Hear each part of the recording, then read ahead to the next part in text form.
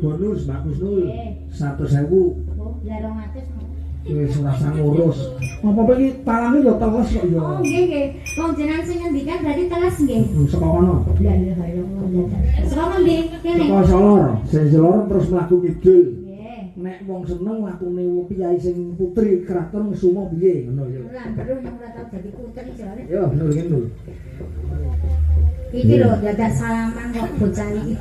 Yo, lumak sono sing apik. Alah wis ngono alam bener.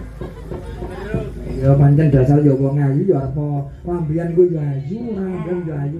Ya. Saiki wis ora lemu meneh kok ngono kowe wis wingkis ngono. Wingkis nggih.